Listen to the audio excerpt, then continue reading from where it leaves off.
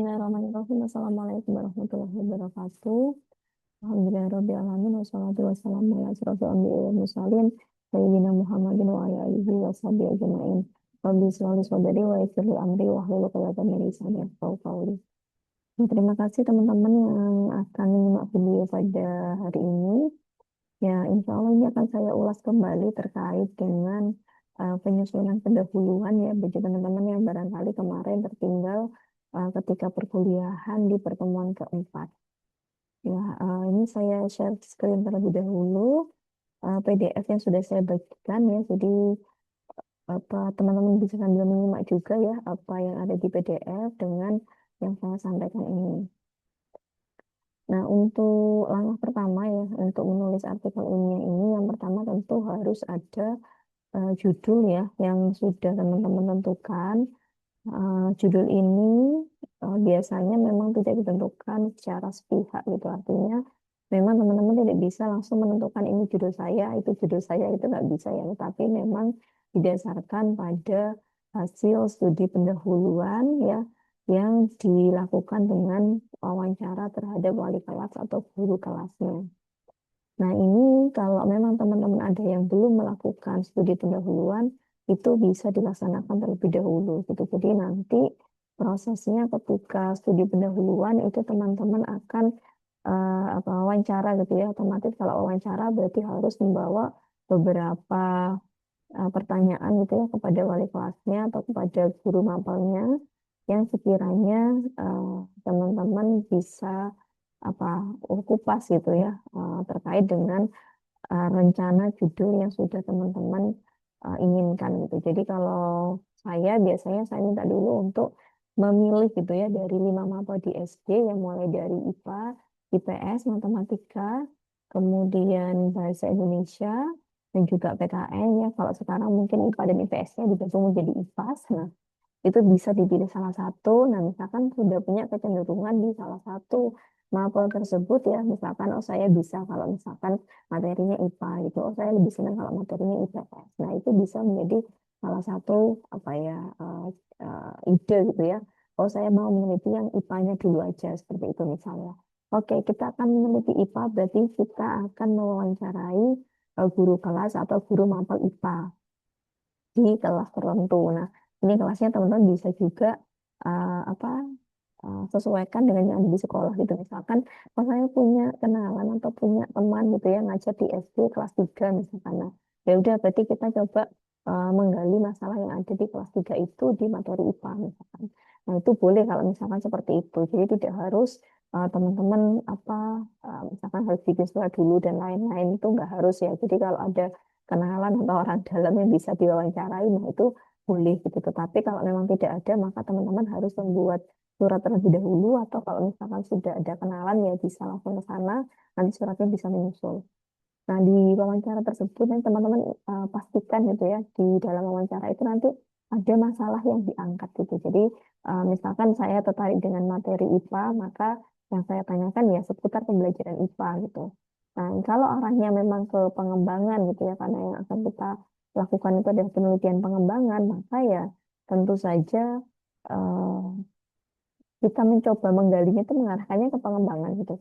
Jadi kalau pengembangan itu adalah penelitian yang memproduksi sesuatu gitu ya, ada produknya, berarti ya sebisa mungkin produk yang akan kita kembangkan itu ya belum ada ya atau bisa kita modifikasi dari yang sudah ada di sekolah tersebut. Misalkan oh di pembelajaran IPA, kita coba tanyakan dulu di pembelajaran IPA itu pembelajarannya biasanya seperti apa? Apakah sudah berjalan dua arah? Apakah masih mendominasi guru ceramah atau misalkan sudah menggunakan teknologi-teknologi digital yang ada di sekolah tersebut gitu.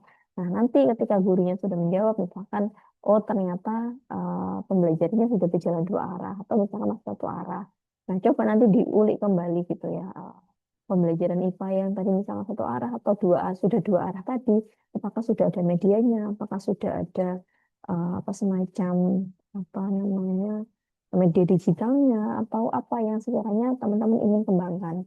Nah, atau misalkan sudah ada LKPD-nya atau masih pakai LKS yang beli di penerbit itu. Nah, itu nanti bisa dipastikan kembali gitu sehingga nanti muncul gitu judul atau apa masalah yang bisa dianggap menjadi sebuah judul.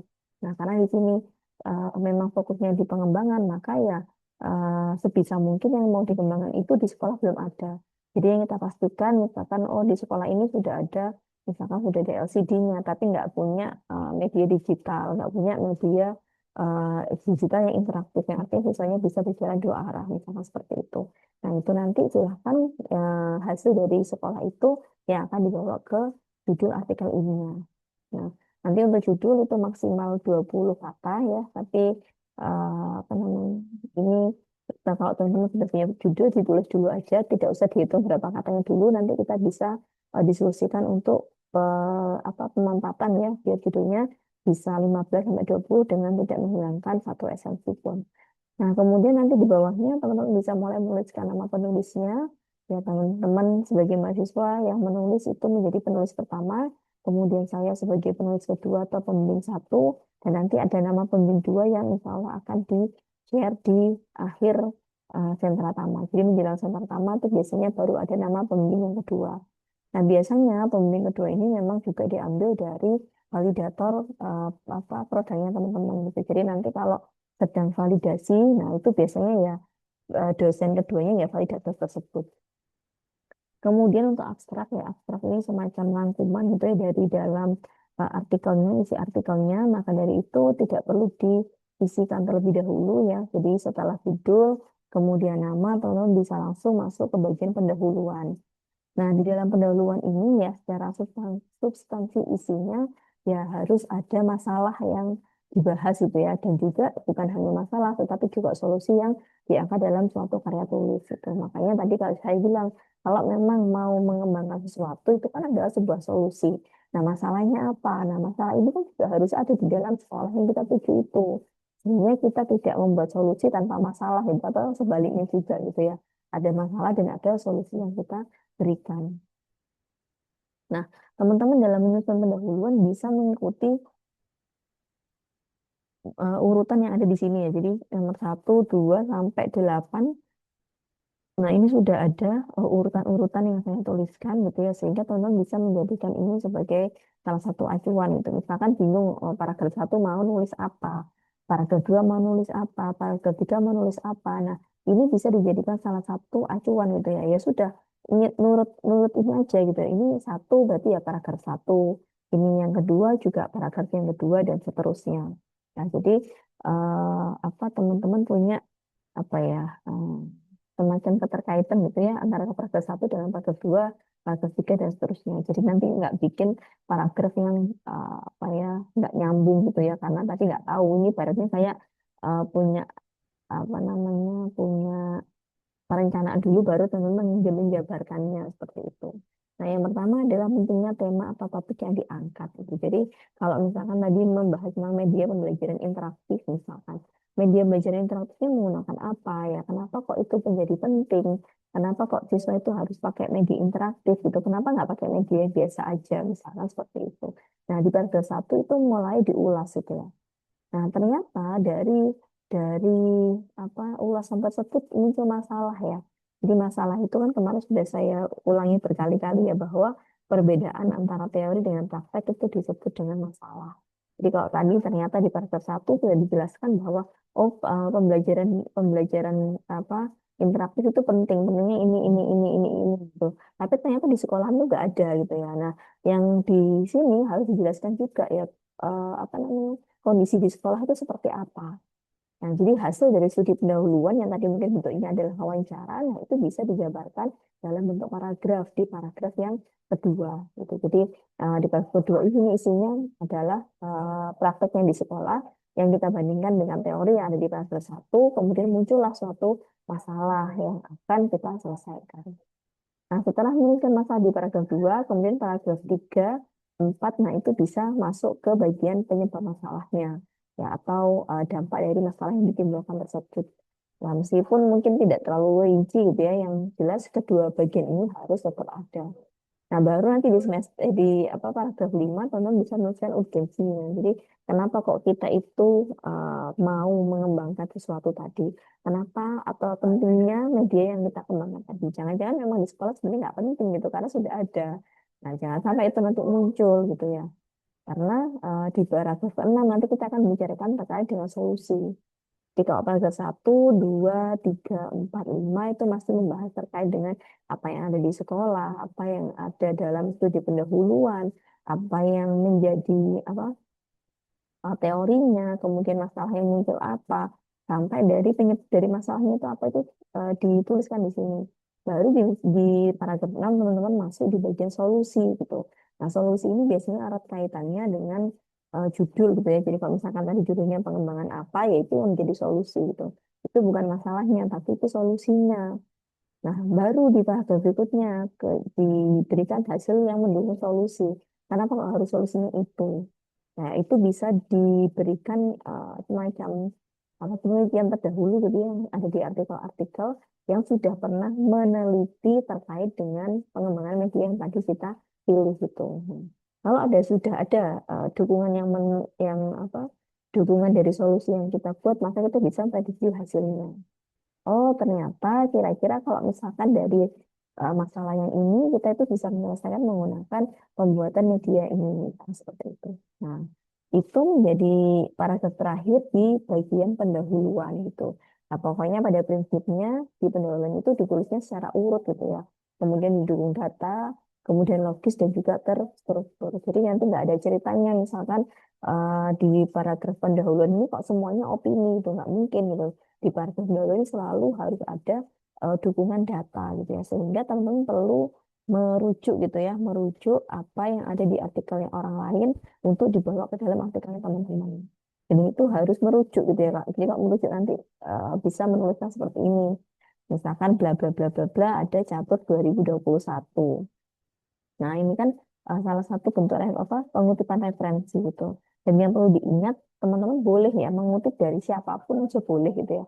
Tetapi diusahakan memang mengambil sumber-sumber yang primer ya. Sumber primer itu artinya tidak misalkan Arin dalam siapa gitu ya. Tidak penulisan seperti itu gitu. Jadi kalau memang mau mengutip tulisannya Arin ya pilihlah atau carilah artikelnya Arin gitu. Bukan dari artikelnya Najwa gitu. Karena ternyata di dalam artikelnya Najwa itu ada artikelnya Arin gitu. Jadi nanti jadinya dalam itu Arin dalam Najwa gitu. Nah, itu yang tidak diperbolehkan. Ya, jadi usahakan tetap teman-teman mengambil sumber-sumber yang primer. Nah, kemudian karena di pendahuluan itu butuh data yang cukup banyak gitu ya, maka di tiap paragraf itu teman-teman bisa memberikan paling tidak ada dua sumber ya, dua sumber atau dua kutipan atau dua referensi yang bisa diambil gitu. Nah, jangan lupa ya ketika teman-teman membuat kutipan itu di dalam artikel, ya kutipan itu tidak boleh sama persis dengan teks aslinya gitu. Jadi nanti kalau sampai teman-teman semacam copy paste atau mungkin nulis tapi persis dengan yang ada di artikel sebelumnya, itu nanti masuknya ke plagiasi gitu. Nah, kalau sudah masuk ke plagiasi ya nanti plagiasi itu semakin tinggi gitu. Padahal ketika mau upload artikel itu kan dibutuhkan similarity atau ininya di bawah 20% biasanya. Jadi itu tadi yang harus disiapkan gitu. Dan jangan lupa ya nanti kalau misalkan sudah membuat pendahuluan ya jangan lupa dibaca lagi gitu karena biasanya ketika kita nulis ya di awal, di akhir, di tengah itu kadang sudah merasa sinkron gitu. Tapi ketika kita nulisnya di beda hari gitu ya itu juga moodnya kadang sudah berbeda, hasil yang tulisnya juga bisa berbeda gitu. Sehingga harapannya ya teman-teman setelah selesai mengerjakan pendahuluan itu bisa sambil ya dicek-cek kembali. Ya, itu yang mungkin dari saya terkait dengan materi pendahuluan ini. Ya, silakan nanti kalau ada yang masih bingung, masih mau ditanyakan, bisa jawab ke saya. Ya, oke, kita tutup ya pertemuan hari ini dengan bacaan hamdal untuk kafaratul majelis. Subhanakallahumma wa bihamdika asyhadu an la ilaha illa anta astaghfiruka wa atubu ilaik. Terima kasih. Wassalamualaikum warahmatullahi wabarakatuh.